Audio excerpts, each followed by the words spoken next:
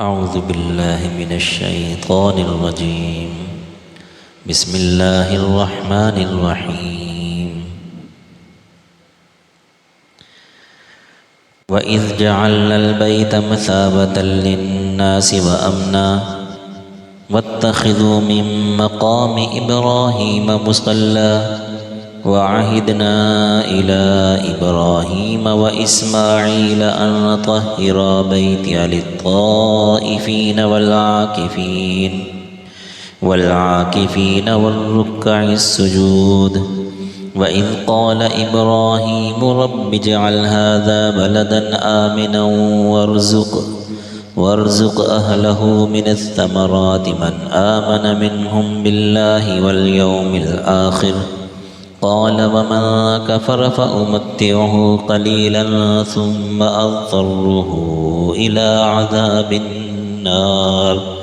وبئس المصير. سورہ بقرہ آیت نمبر 125،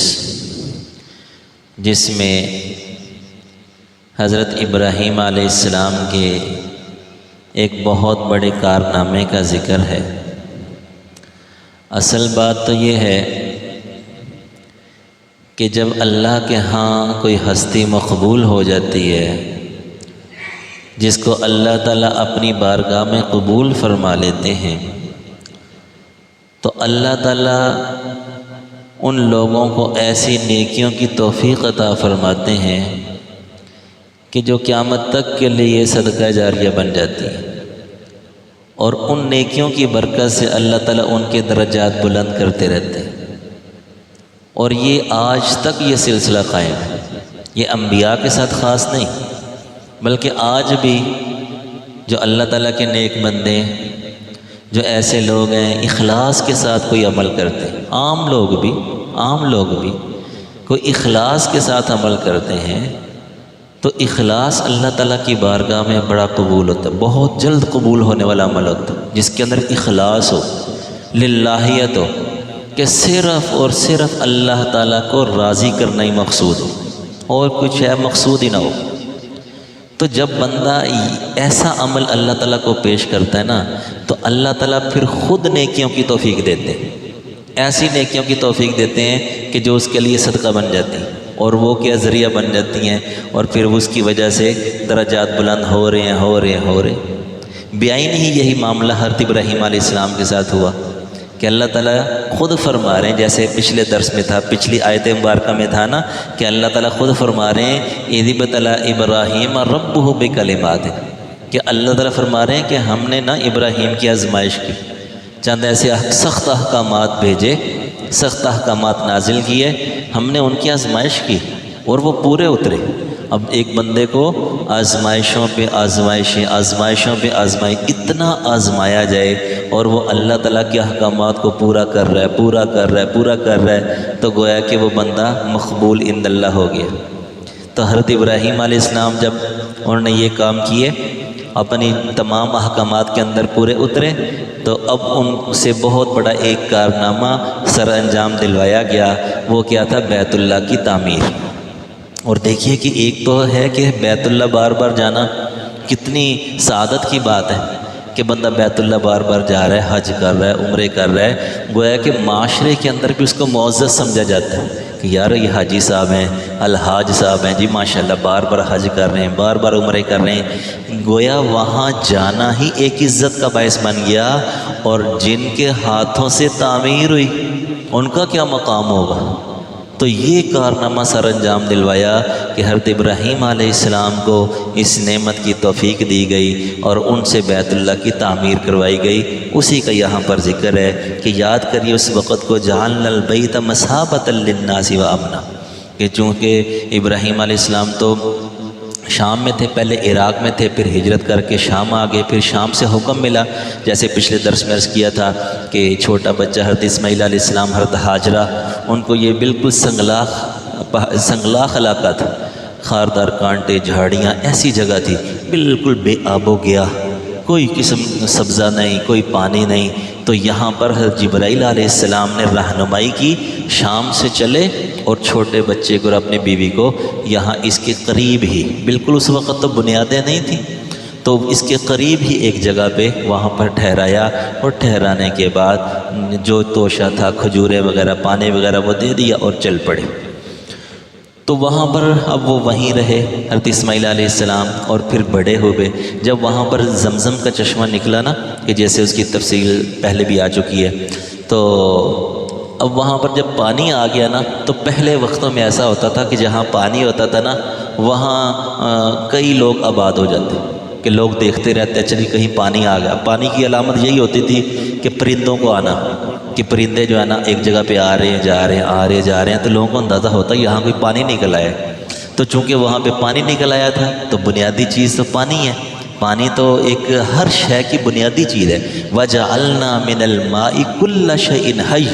ہر چیز کو ہم نے پانی کے ذریعے زندہ رکھا۔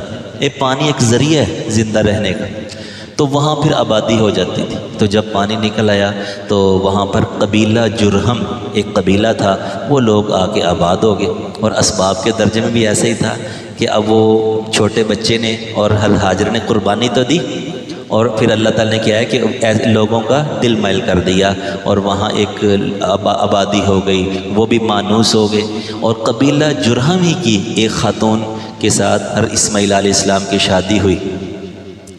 تو بہرحال یہ اب وہاں آباد تھے، تو حضرت ابراہیم علیہ السلام کو اب دوبارہ حکم ملا کہ آپ جائیے اور جا کے بیت اللہ کی تعمیر کیجیے، چونکہ بیت اللہ کی بنیادیں تو تھیں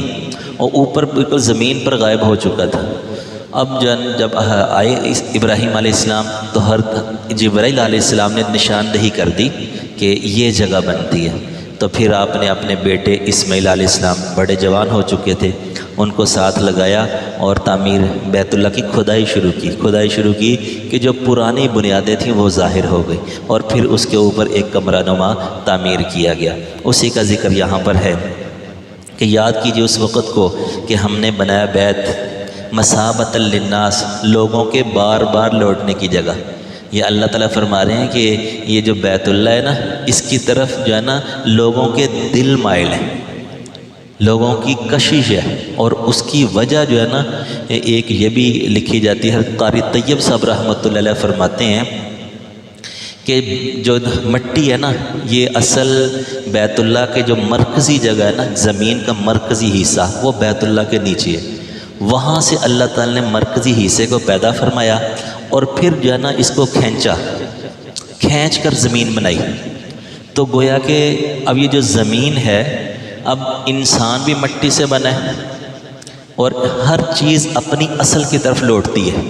تو ہم مٹی سے بنے ہیں نا، تو اب مٹی کا جو مرکز ہے وہ بیت اللہ کے نیچے ہے، اس وجہ سے ہر انسان کا دل بیت اللہ کی طرف مائل رہتا ہے کہ ایک مرتبہ ہو کے آ جائے، پھر دل کرتا ہے کہ جائیں، پھر دل کرتا ہے جائیں، بار بار حج، بار بار عمرے۔ دنیا کا کوئی کونا ایسا نہیں ہے کہ جہاں بندہ بار بار جانے کا دل کرے، بندہ اکتا جاتا ہے، بے سکونی، بے چینی۔ اگر دیکھیں کوئی بندہ کہے نا جی دبئی لوگ بار بار جاتے ہیں، تو دبئی جانے والے سے پوچھو پریشان بھی کتنے، بے سکون بھی کتنے، دل کا سکون نہیں ہے۔ ایسی جگہ ہو جہاں بندہ بار بار جائے اور دل کا سکون ہو۔ اب جو بار بار جاتے ہیں حج عمرے پر، ان سے پوچھئے کہ جناب وہاں دل کا کتنا سکون ہے۔ پوری دنیا کے اندر ایسی کوئی جگہ ہے ہی نہیں۔ اب بندہ یورپ بھی بار بار جائے نا، دل کا سکون نہیں ہے۔ ٹھیک ہے ضروریات پوری ہوتی ہیں، پیسہ، ساری چیزیں ہیں، لیکن دل کا سکون نہیں ہے۔ دل کا سکون کس جگہ میں اللہ نے رکھا، تو یہاں بار بار جانے کو دل کرتا ہے۔ تو اللہ تعالیٰ بیت اللہ کی صفت وہ ہے کہ ذکر فرما رہے مثابۃ للناس، وہ ایسی جگہ ہے جہاں لوگوں کا بار بار جانے کو دل کرتا ہے اور لوگ اکتاتے نہیں ہیں۔ وَأَمْنًا، اور اس کو امن کی جگہ بنا دیا۔ اب امن کیا ہے کہ دیکھیے کہ اس کو حرم کہتے ہیں کہ وہاں انسان تو انسانوں کو قتل نہیں کر سکتے، انسان تو انسان، جانور تک محفوظ ہے۔ جانوروں کو بھی قتل کرنا جائز نہیں، پرندوں کو قتل کرنا جائز نہیں، حتیٰ کہ حرم کے اندر جو درخت ہیں درختوں کو بھی نہیں کاٹ سکتے، اس قدر محفوظ جگہ۔ اب کون سی ایسی محفوظ جگہ ہے کہ جہاں کے جناب جانور بھی محفوظ ہو جائیں، جہاں کے درخت بھی محفوظ ہو جائیں؟ یہ خاص حصہ صرف بیت اللہ جو حدود حرم ہے، یہ اسی کے ساتھ خاص ہے یہ وصف۔ وَاتَّخِذُوا مِن مَقَامِ إِبْرَاهِيمَ مُصَلًّى۔ اب یہاں پر فضیلت ہے کہ جب بیت اللہ اتنی اہمیت والی جگہ ہے تو مقام ابراہیم، یہ مقام ابراہیم یہ وہ ایک پتھر ہے جو حضرات گئے ہیں انہوں نے دیکھا ہوگا، اور جو نہیں گئے اللہ تعالیٰ ان کو بھی توفیق عطا فرمائے، اللہ تعالیٰ بار بار لے جائیں۔ تو یہ ایک پتھر ہے، بعض روایات میں آتا ہے کہ یہ پتھر لفٹ کا کام کرتا تھا، کہ جب اوپر جیسے اینٹیں لگاتے تھے نا تو اب اوپر جا رہی ہے دیوار تو یہ پتھر اوپر جانا شروع ہو جاتا، اوپر جاتا، یہ لفٹ کا کام کرتا تھا، جب نیچے آنا تھا نیچے آ جاتا تھا۔ ہے پتھر لیکن اس میں اللہ تعالیٰ نے صلاحیت رکھی تھی، تو اب بھی وہ پتھر محفوظ ہے، وہ شیشے کے خول کے اندر ہے جو حضرات جاتے ہیں زیارت کرتے رہتے ہیں۔ تو اس جگہ کے بارے میں آتا ہے، مسلم شریف کی روایت ہے کہ حضرت عمر رضی اللہ تعالیٰ عنہ کے دل میں بار بار آتا تھا کہ یہ بیت اللہ ایک کارنامہ ہے حضرت ابراہیم علیہ السلام کا، اور یہ مقام ابراہیم ہے جہاں وہ پتھر محفوظ تھا جس کے اوپر کھڑے ہو کے تعمیر کی تھی۔ تو ان کے دل میں بار بار آتا تھا کہ اس جگہ کو مصلی بنا لیں، یعنی کہ 2 رکعت یہاں پر ادا کرنی چاہیے۔ جو بندہ طواف کرے، بیت اللہ کا طواف کرے، اس کو چاہیے کہ 2 رکعت یہاں ادا کرے۔ تو حضرت عمر رضی اللہ تعالیٰ عنہ آپ علیہ السلام سے عرض کرتے رہتے کہ یا رسول اللہ یہ مقام ابراہیم کو مصلی نہ بنا لیں کہ یہاں 2 رکعتیں ادا کریں۔ اب چونکہ آپ علیہ السلام تو وحی کے بغیر حکم نہیں فرماتے تھے، ان هو الا وحی یوحی،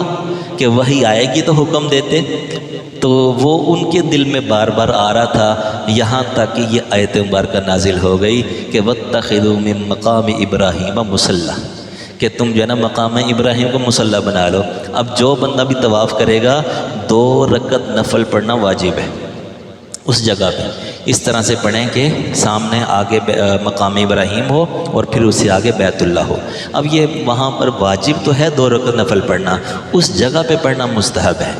تو اب کوئی بندہ اگر جو ہے نا وہاں نہ پڑھ سکے تو حدود حرم کے اندر کہیں بھی پڑھ سکتا ہے، البتہ حدود حرم جو ہیں اس سے باہر آ کے مثلاً طواف کیا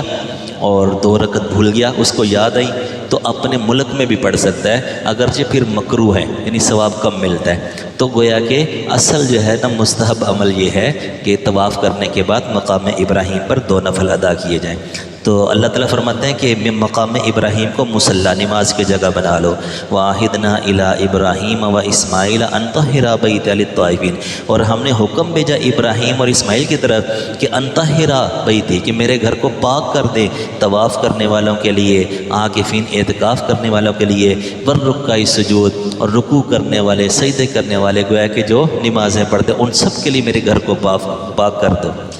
اب جو ہے نا حضرت ابراہیم علیہ السلام چونکہ وہاں یہ کام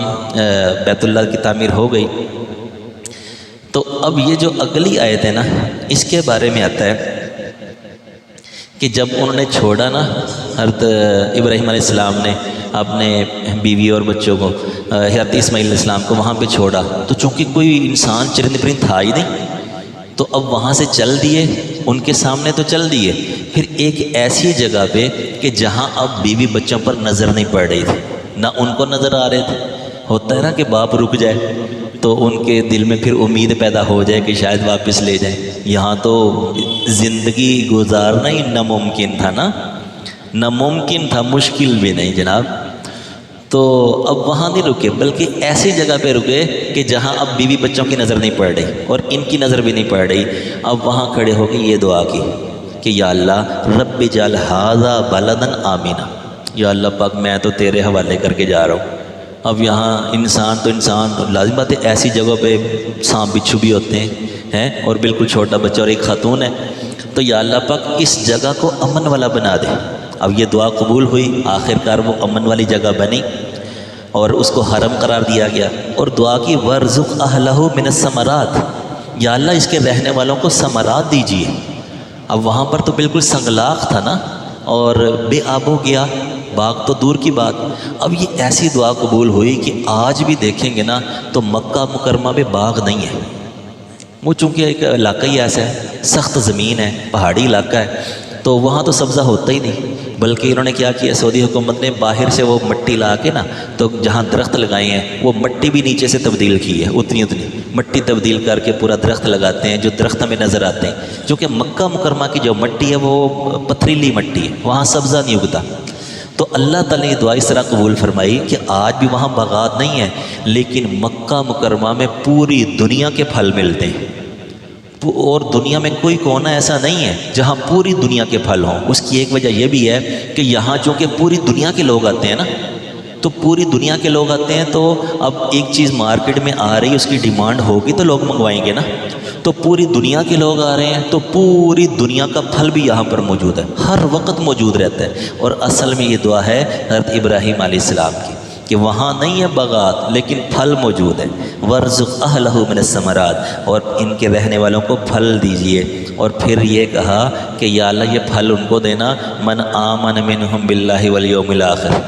یا اللہ جو مسلمان ہوں، مکہ مکرمہ میں جو مسلمان ہیں ان کو یہ نعمتیں دینا۔ تو اللہ تعالیٰ تو رحیم ہے، اللہ نے فرمایا قالا نہیں، ومن کفر، کافروں کو بھی دوں گا، جو مجھے نہیں مانیں گے نا ان کو بھی دوں گا، البتہ فَأُمَتِّعُهُ قَلِيلًا، ان کو میں تھوڑی مدت کے لیے نفع اٹھانے دوں گا۔ کہ دنیا ہے نا، اب دنیا میں کافروں کا رزق بھی بند کر دے تو آگے تو ان کے لیے ویسے ہی کچھ نہیں ہے، تو اللہ تعالیٰ کا جو رحم ہے،